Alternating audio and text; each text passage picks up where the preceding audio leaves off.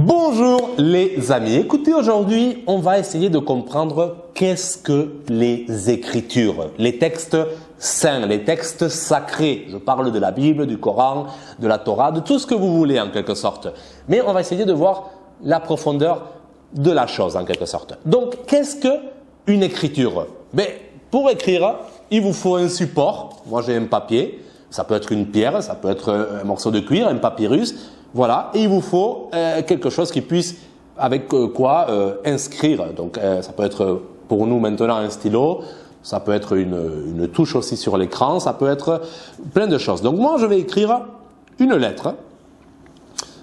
Voilà, c'est pas tout à fait... Voilà, ça suffira. Donc voilà, j'ai écrit une lettre. Et qu'est-ce que ça?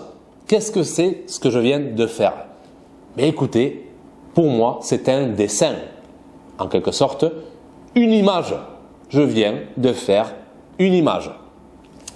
Et les Écritures, c'est quoi, théoriquement? En théorie, c'est quelqu'un qui a eu une inspiration divine et qui a retranscrit, extériorisé ce qu'il a reçu de l'intérieur. Il a extériorisé, donc il a fait une image. Vous serez d'accord ou pas, vous me le mettrez en commentaire. Moi, je le vois comme ça. Après... on peut toujours amener la chose là où on veut. Mais pour ce cas particulier, je veux vous le présenter ainsi. Après, on peut donner une lettre A. Oui, ça fait un son. Après, certains, si vous regardez cette vidéo en français, vous serez d'accord que c'est la lettre A. Après, dans d'autres cultures, peut-être ce symbole représente un autre son. Mais on va simplifier la chose, sinon on ne s'en sortira pas. Maintenant, qu'est-ce que je peux écrire avec ces lettres qu'on a? Je peux écrire un mot. Et c'est ce que je vais faire. Je vais écrire un mot. Voilà. Mais avant de vous le montrer, le mot que j'ai écrit, je vais vous dire des choses. Je vais vous influencer pour que vous voyez ce mot comme je veux, en quelque sorte. Voilà. Donc je vais vous dire, par exemple, les pères, les mères, les sœurs, Voilà, lisez maintenant, et je pense que la plupart d'entre vous liront les fils. Maintenant, imaginons que je vous dise, ça va être un peu difficile parce que déjà je vous ai influencé avec la première influence, mais imaginons que je vous dise maintenant les ciseaux, les aiguilles, les coutures, Voilà, lisez maintenant. Je pense que beaucoup maintenant liront les fils. Donc, ce même mot, on pourrait dire, mais il a deux significations en fonction de l'influence que vous recevez. Si vous êtes dans un milieu de couture, vous verrez des fils. Si vous êtes dans un milieu familial, vous verrez les fils. Donc, très intéressant. Donc, il faut se dire qu'à l'époque, on avait une autre culture, on était dans un autre espace temporel, espace-temps. Donc avec une autre culture, une autre tradition, beaucoup de références à l'agriculture, beaucoup de références à des activités que maintenant on méconnaît. Du coup, un mot peut-être peut avoir une valeur qu'on a oubliée actuellement.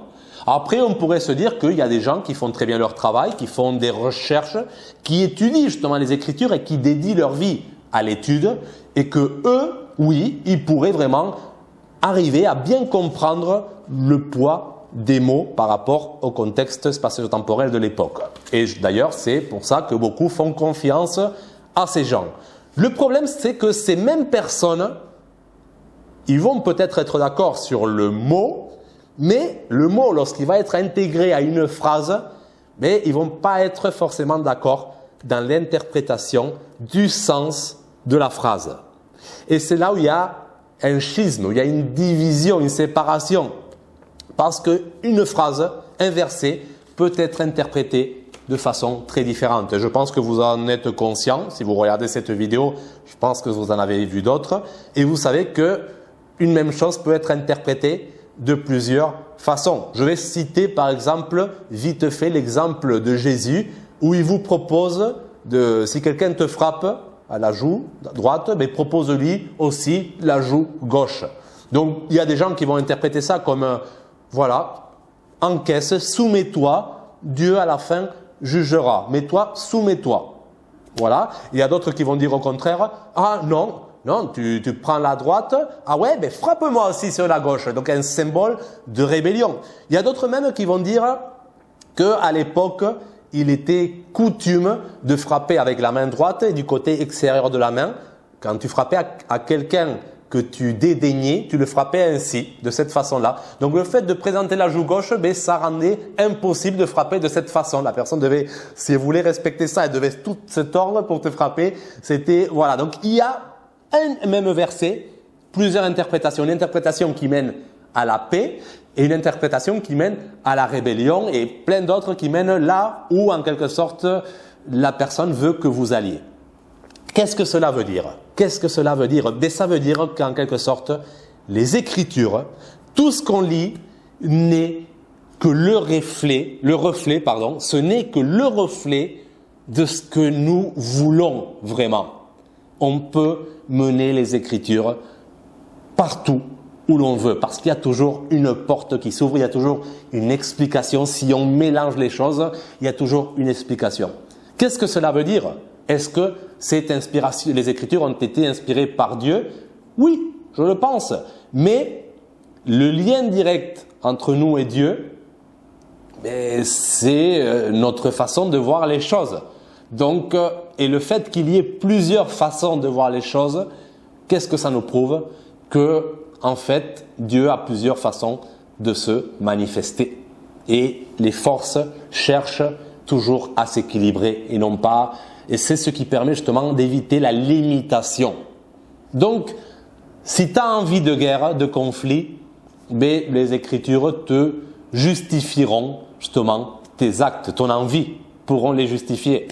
Pareil, si tu as envie de paix, les Écritures vont justifier tes envies de paix. Si tu sais pas de quoi tu as envie de découvrir des choses, les Écritures te montreront plein de points de vue différents et tu seras ouvert peut-être au dialogue.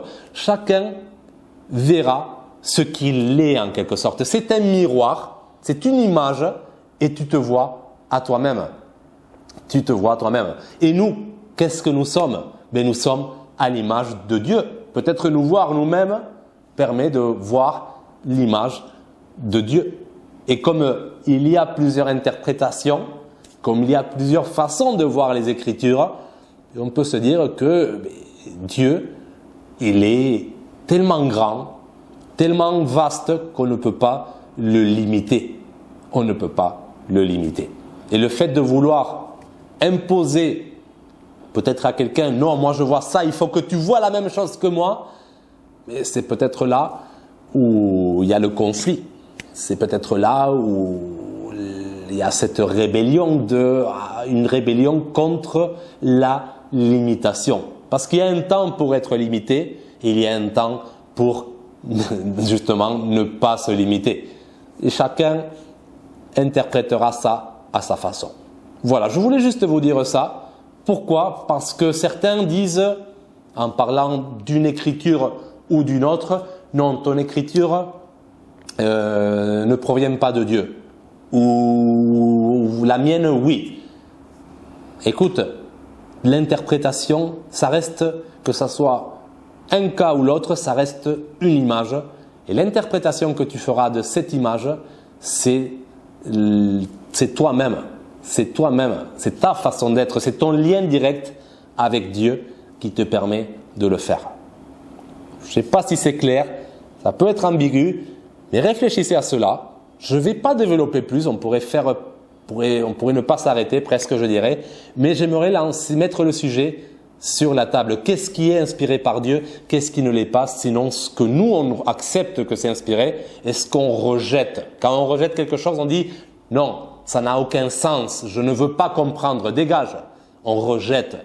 Mais ce que nous, on rejette, il y a des gens qui vont le prendre. Donc, ça veut dire qu'il y a une possibilité de rendre sain, en quelque sorte, les impuretés des autres. Et vice-versa. Donc, très intéressant. Nous voyons que dans certaines cultures, Quand on considère qu'un animal est impur, certains ne le mangent pas. D'autres, pourtant, quand ils considèrent qu'un animal est sain, je parle des hindous par exemple, mais eux, ils ne le mangent pas. Donc, vous voyez, le lien entre je mange ce qui est sain et d'autres, non, c'est sain, je ne mange pas. Vous voyez l'interprétation des choses, l'interprétation du monde? Donc finalement, je pense que une façon de dire que tout est sain à condition que vous le sanctifiez. Et tout est impur à condition que vous le rendiez impur. Après, vous pouvez justifier vos actes en vous appuyant sur un bâton, sur un livre, sur ce que vous voulez. Mais attention parce que en faisant cela, le bâton risque de se briser. Et cela peut faire mal des fois. Quand on perd notre point d'appui, ça peut faire mal. Donc, les Écritures, il est dit que mes paroles ne passeront jamais. Non, ce qui est écrit ne passera jamais. Mais la façon de l'interpréter, ça passera. Ça évoluera. Ça, c'est tellement éphémère, les amis. Prenez conscience de ça. Voilà. Juste pour vous dire ça. Prenez soin de vous. Et moi, je vous dis à bientôt. Ciao!